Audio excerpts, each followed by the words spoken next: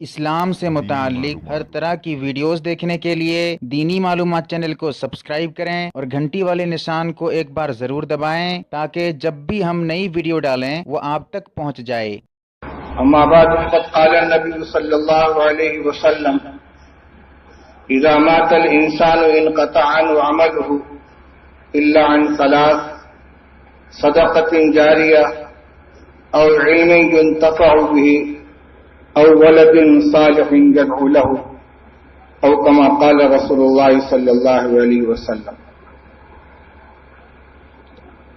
بزرگان محترم، علماء کرام، حاضرین مجلس،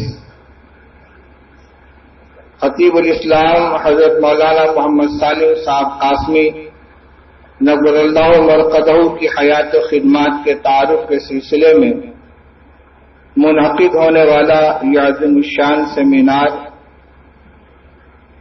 اس کا باضابطہ آغاز ہو چکا ہے اور ارباب فضل و کمال، ارباب نگارش اپنے مقالات میں، اپنے خطابات میں حضرت رحمۃ اللہ علیہ کی زندگی کے مختلف گوشوں پر روشنی ڈالیں گے۔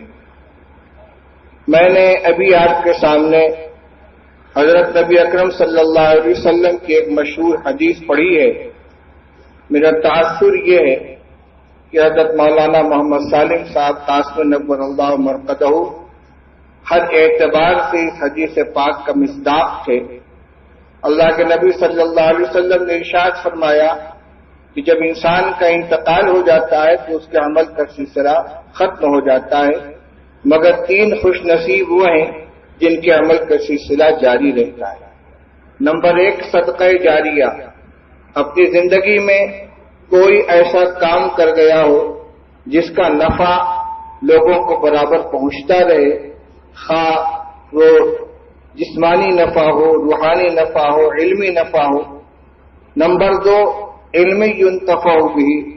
علم کا کوئی ایسا سلسلہ جاری کیا ہو جس سے نفع اٹھایا جائے، چاہے قیام مدارس کے ذریعے، درس و تدریس کے ذریعے، وعظ و تبلیغ کے ذریعے، تصنیف و تالیف کے ذریعے، یعنی اس کی علمی خدمات لوگوں کے لیے نمونہ بنے اور وہ ان سے استفادہ کریں۔ او ولد صالح يدعو له، یا اپنے پیچھے صالح اولاد چھوڑ کر جائے جو اولاد اس کے لیے دعائے خیر کرے۔ یقیناً جس شخص کو ان تینوں نعمتوں میں سے کوئی ایک نعمت حاصل ہو جائے وہ بڑا بانصیب ہے اور اس کے لیے اللہ جل شانہ کے یہاں اجر و ثواب کی بقا کا ایک سلسلہ قائم ہو گیا۔ لیکن ایسے افراد کے جن کو اللہ تعالیٰ بیک وقت یہ تینوں خوبیاں عطا فرمائے اور وہ صدقہ جاریہ، علم نافع اور اولاد صالح کا ذخیرہ اپنے پیچھے چھوڑ کر گیا ہو، ایسے افراد بہت کم ہوتے ہیں۔ یقیناً حضرت مولانا محمد صالح صاحب نور اللہ مرقدہ اس کا اعلیٰ مصداق ہے، تطبیق اور تفصیل کی ضرورت باقی نہیں رہ گئی۔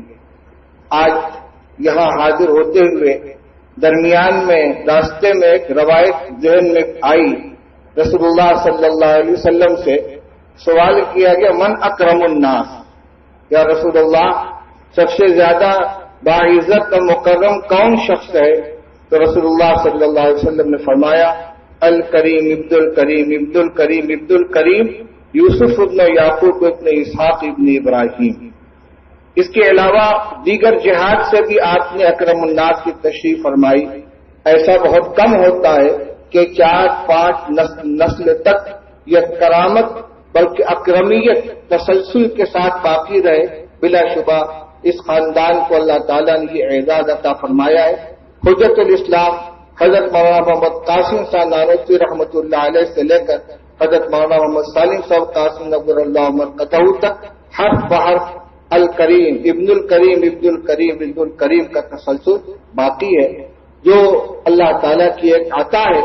اور جیسا کہ حضرت مولانا سید ارشد مدی دامت برکاتہم نے اپنے خطاب میں ارشاد فرمایا کہ مولانا محمد صالح صاحب قاسم نور اللہ مرقدہ نے نہ صرف یہ کہ ماضی کے وراثت کو باقی رکھا، اس کی حفاظت کی، بلکہ آگے بھی اس وراثت کو تب تمام ہی باقی رکھنے اور اس سلسلے کو جاری رکھنے کا نظم قائم فرمایا۔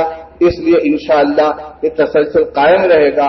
اللہ تعالی حضرت مولانا رحمۃ اللہ علیہ کی تمام خدمات کو قبول فرمائے، ان کے نقوش قدم کو پسندگان کے لیے نشان منزل بنائے، سفر حیات کو ان سے روشنی حاصل کرنے کی توفیق عطا فرمائے، اور ان کے لگائے ہوئے اس درخت کو، جس کو اب پودا نہیں کہنا چاہیے درخت کہنا چاہیے، اس کو اور زیادہ باراور فرمائے اور اس کے خدام کو قبول فرمائے، اور حضرت رحمۃ اللہ علیہ نے جو علمی، تصنیفی، تالیفی، اصلاحی، روحانی خدمات کی ہیں، جن کا فیض بہت دور تک پھیلا ہے، ان سب کو حضرت کے لیے صدقہ جاریہ بنائے۔